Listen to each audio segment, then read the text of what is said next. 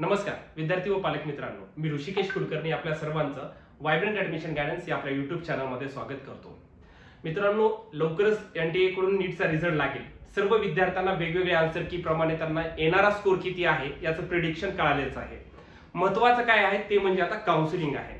अनेक विद्यार्थ्यांना आता मी एक लास्टचा व्हिडिओ बनवला होता की काउन्सिलिंग मध्ये पहिला टप्पा काय आहे तर डॉक्युमेंटेशन, ते विद्यार्थ्यांना समजलं आहे। आता आपण या व्हिडिओच्या माध्यमातून बघणार आहे की साधारणतः विद्यार्थ्यांना कोणकोणत्या काउन्सिलिंग मधून जावं लागतं।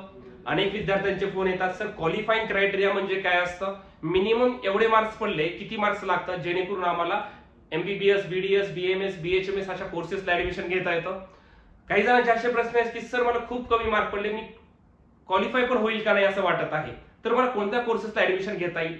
अशा सर्व गोष्टीच्या त्याच पद्धतीनं कोणकोणत्या काउन्सिलिंग मधून जावं लागतं, वेगवेगळे नावं तर ऐकलेले आहेत। ह्या सर्व गोष्टीचे डिस्कशन या व्हिडिओच्या माध्यमातून करणार आहेत आपण। काउन्सिलिंग साठी वायब्रंट मध्ये ऍडमिशनला सुरुवात झालेली आहे। विद्यार्थ्यांना साधारणतः आपल्याकडे वायब्रंट मध्ये लातूर, बीड, बारामती, नांदेड, पुणे, संभाजीनगर या अशा सर्व ठिकाणी वायब्रंटची शाखा आहे।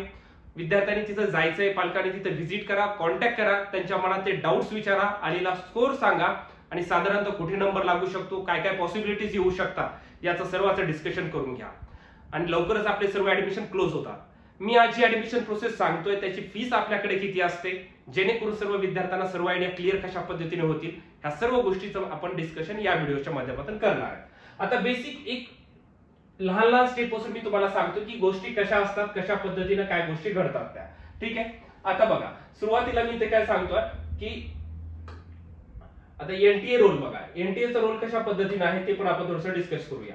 याच्यामध्ये काय आहे, एनटीए काय करतं, एक तर नीट एक्झाम, दोन गोष्टी एनटीए दोन गोष्टी कंडक्ट करते। एनटीए म्हणजे नॅशनल टेस्टिंग एजन्सी, ज्यांच्याकडे नीट ही एक्झाम कंडक्ट करण्याची ऑथॉरिटी आहे। आणि दुसरं काय आहे तर नीट रिझल्ट, या दोन्ही गोष्टी, नीट एक्झाम तर ऑलरेडी झालेला आहे, आता नीट रिझल्ट हे देखील एनटीए कडून डिक्लेअर होणार आहे। 14 जून ही ऑफिशियल सध्याची तर डेट दिलेली आहे। ठीक आहे, या दोन गोष्टी एनटीए कडे होणार आहे। एनटीएचा रोल हा फक्त एवढाच आहे, नीट एक्झाम कंडक्ट करणं आणि त्याच्यानंतर नीटचा रिझल्ट डिक्लेअर करणं। इथून पुढे वेगवेगळ्या ऑथॉरिटीज कडून आपली नीटची काउन्सिलिंग कंडक्ट केली जाते। त्याच्यानंतर पुढे काय बघा, आता हे तर झालंय।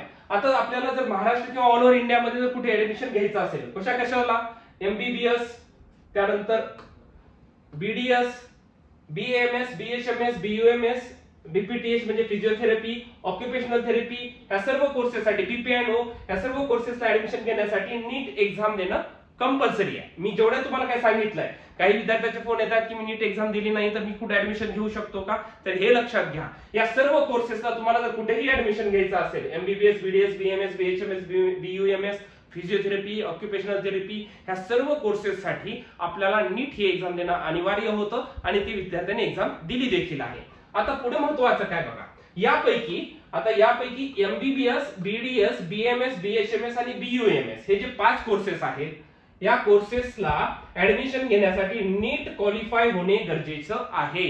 आता लक्षात घ्या, कुठल्या कुठल्या कोर्सेससाठी, तर लक्षात घ्या, साधारणतः MBBS, BDS, BMS, BHMS, BUMS या 5 कोर्सेसला ऍडमिशन जर घ्यायचंच असेल तर तुम्हाला नीट क्वालिफाय होणं गरजेचं आहे। आता नीट क्वालिफाय म्हणजे काय, जी 720 मार्काची एक्झाम होते, तर त्या एक्झाम मध्ये तुम्हाला मिनिमम एवढे तरी मार्क्स पडले पाहिजेत कॅटेगरीनुसार, तर तुम्ही एलिजिबल आहेत या कोर्सेससाठी। मग आता आपण 2 वर्षाचा सिनेरिओ बघूया की क्वालिफाईंग क्रायटेरिया प्रत्येक कॅटेगरीनुसार काय होता। आता इथे बघा, साधारणतः बघा तुम्हाला दिसत असेल स्क्रीनवर नीट क्वालिफाईंग क्रायटेरिया। आता 2022 मध्ये काय होता बघा, 2022 मध्ये साधारणतः ओपन कॅटेगरीला 117, मिनिमम 117 मार्क्स पाहिजे होते, तर तुम्ही ऍडमिशन प्रोसेससाठी एलिजिबल आहे। याचा अर्थ असा होत नाही की एवढे मार्क्स असल्यास तुम्हाला ऍडमिशन मिळेल, परंतु तुम्ही ऍडमिशन घेण्यासाठी पात्र आहेत आणि त्या प्रोसेसमध्ये पार्टिसिपेशन करू शकता। मिनिमम एवढे मार्क्स 2022 मध्ये लागत होते। ओबीसी आणि जर याचं आपण सायमल्टेनियसली ह्याचं पण कंपॅरिझन करूया, 2022 आणि 23 एकत्रच करूया। आता गेल्या वर्षी, गतवर्षी 2023 मध्ये बघा 137 मार्क्स लागत होते, ओपन कॅटेगरीला 137 मार्क्स लागत होते। त्यानंतर ओबीसी, एससी, एसटी ला 2022 मध्ये 93 क्वालिफाईंग क्रायटेरिया होता, 93। गेल्या वर्षी काय होता, 107 क्वालिफाईंग क्रायटेरिया होता, म्हणजे एवढे तरी मार्क्स तुम्हाला येणं गरजेचं होतं कॅटेगरीला, जेणेकरून तुम्ही ऍडमिशन घेऊ शकत होता।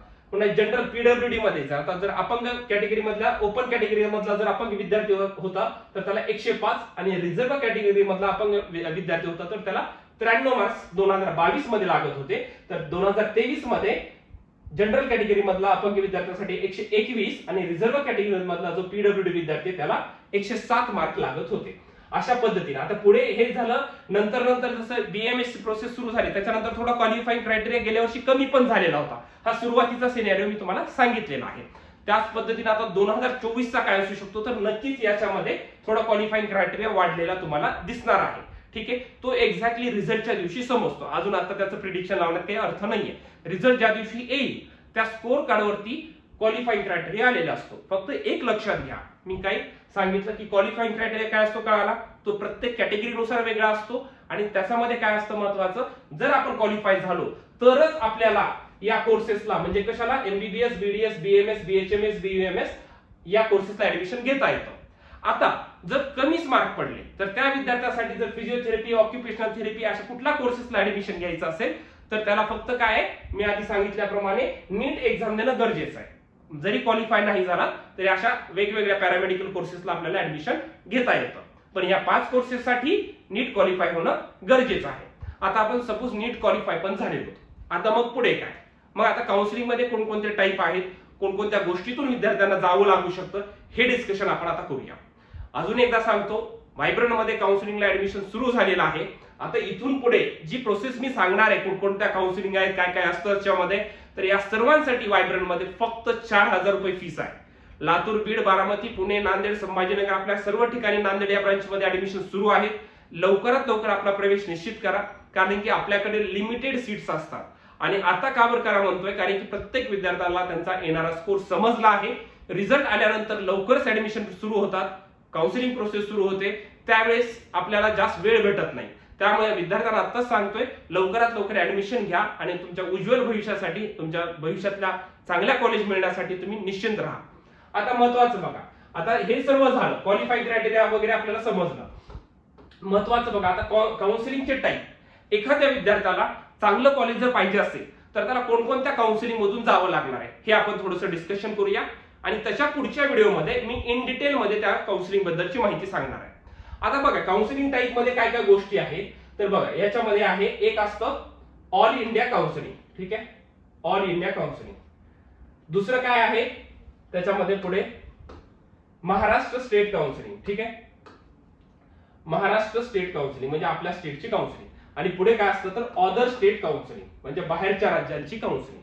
अशा 3 प्रकारच्या वेगवेगळ्या काउन्सिलिंग मधून विद्यार्थ्याला जावं लागतं. कोणकोणतं सांगितलं मी, ऑल इंडिया. आता ऑल इंडिया काउन्सिलिंग कोण कंडक्ट करतं तर ऑल इंडिया काउन्सिलिंग हे एमसीसी म्हणजे मेडिकल काउन्सिल कमिटी हे ऑल इंडिया काउन्सिलिंग कंडक्ट करतात. ठीक आहे, महाराष्ट्रची काउन्सिलिंग पुन्हा त्याच्यानंतर सुरू होते तर ते कोण कंडक्ट करतं तर ते सीईटी सेल महासीईटी.org यांच्याकडून, हे सीईटी सेल कडून, महाराष्ट्र सीईटी सेल कडून ही ऍडमिशन प्रोसेस कंडक्ट केली जाते. आणि त्याच्यानंतर आहे बाहेरच्या राज्यात, जसं की आता मध्ये बघितलं आपण कर्नाटकचे फॉर्म सुरू झाले, अनेक विद्यार्थ्यांनी भरले, केरळाचे फॉर्म सुरू झाले, अनेक विद्यार्थ्यांनी भरले. त्याच पद्धतीने पुढे जाऊन आता तेलंगणाचे सुरू होतील, राजस्थान सुरू होईल, युपी सुरू होईल, मध्य प्रदेशचे सुरू होईल. अशा अनेक ठिकाणी विद्यार्थी जात आहेत आपले एमबीबीएस करण्यासाठी, काही विद्यार्थी बीएमएस करण्यासाठी जात आहेत.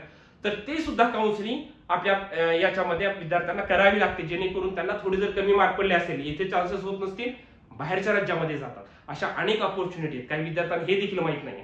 तर ह्या सर्व गोष्टी म्हणजे महत्वाचं लक्षात घ्या, ह्या मेजर 3 फेजेस आहेत. ठीक आहे, मग याच्यामध्ये सर्व झालं, एमबीबीएस, बीडीएस, बीएमएस सर्व कोर्सेससाठी मी सांगतोय. All India counselling, Maharashtra state counselling आणि बाहेरच्या राज्यांची काउन्सिलिंग, ह्या 3 गोष्टी महत्वाच्या करून या काउन्सिलिंग मध्ये आहेत. साधारणतः ऑल इंडियामध्ये काय काय असतं याचा डिटेल मी व्हिडिओ तुमच्या समोर नंतर घेऊन येणार आहे. महाराष्ट्र काउन्सिलिंग मध्ये एक्झॅक्टली काय गोष्टी घडतात याचा देखील, आणि बाहेरच्या राज्यामध्ये जर ऍडमिशन घ्यायचं असेल तर काय काय तयारी करावी लागतात, काय डॉक्युमेंट्स लागतात, ह्या सर्व व्हिडिओ मी तुमच्यासोबत इन डिटेल मध्ये घेऊन येणार आहे. महत्वाचं काय आहे तर या सर्व काउन्सिलिंग, आता तर महत्व एक प्रश्न विद्यार्थी आणि पालकांच्या मनात आहे. तर व्हायब्रंट मध्ये एक सांगतो तुम्हाला, ह्या कुठलीही काउन्सिलिंग, कुठलीही म्हणजे सर्व विद्यार्थ्यांच्या आम्ही सर्व फेजेस मध्ये बघतो की त्याचा नंबर कुठे कुठे लागू शकतो. त्या विद्यार्थ्याला सपोज काठावरती मार्क आहे, सपोज 520 510 मार्क आलेत, महाराष्ट्रामध्ये एमबीबीएस चे चान्सेस नाहीये, परंतु प्रोसेस मध्ये राहायचंय आणि बाहेरच्या राज्यामध्ये पण ट्राय करायचंय, म्हणजे वेगवेगळ्या काउन्सिलिंग, तर त्याच्यासाठी सुद्धा व्हायब्रंट मध्ये फक्त 4,000 रुपये काउन्सिलिंग फीस आहे मित्रांनो. ओनली 4,000 या फीस मध्ये आम्ही तुमचे सर्व प्रोसेस करून देतो. तुमचा फॉर्म भरण्यापासून ते ऍडमिशन पर्यंत एव्हरीथिंग आम्ही तुमचं करून देतो. तर फीस किती आहे फक्त, तर 4,000 रुपये फीस आहे. या 4,000 रुपये फीस मध्ये तुमची आम्ही सर्व प्रोसेस करून देऊ. तुम्हाला फॉर्म भरण्यापासून ते अगदी शेवटच्या राऊंडच्या ऍडमिशन पर्यंत सर्व काही करून देतो. त्यामुळे विद्यार्थ्यांनी एक लक्षात घ्या की काउन्सिलिंग कुठे लावायचे काय नाही हा विद्यार्थी आणि पालकांचा प्रश्न आहे, ठीक आहे. परंतु अगदी सोप्या पद्धतीनं अगदी तुमचं घर बसल्या ठिकाणी तुम्हाला कुठेच जायची गरज पडत नाही. इन डेप्थ मध्ये जर काउन्सिलिंग पाहिजे असेल तर नक्कीच तुम्ही व्हायब्रंटला जॉईन करा. मी तुम्हाला शाश्वती देतो की तुमचा चांगला स्कोरला चांगल्यात चांगलं कॉलेज कसं मिळवून देता येईल आणि अगदी कमी काउन्सिलिंग फी मध्ये हे पूर्ण व्हायब्रंट टीम तुम्हाला करून देईल. त्यामुळे लवकरात लवकर आजच आपला प्रवेश निश्चित करा आणि येणाऱ्या पुढच्या काउन्सिलिंगसाठी एकदम निश्चिंत राहा मित्रांनो. आणि सर्वांना एक महत्त्वाचं म्हणजे आपल्या व्हायब्रंट या ऍडमिशन गायडन्स आपल्या युट्यूब चॅनलला सबस्क्राईब करा, जेणेकरून तुम्हाला सर्व महत्त्वाचे व्हिडिओज इथून पुढे येणारी सर्व ऍडमिशन प्रोसेस पाहायला भेटेल. कुठलाही महत्त्वाचा व्हिडिओ तुमच्याकडून चुकणार नाही. त्यामुळे सर्व विद्यार्थ्यांनी आधी व्हायब्रंट ऍडमिशन गायडन्स आपल्या युट्यूब चॅनलला सबस्क्राईब नक्की करा. Thank you so much.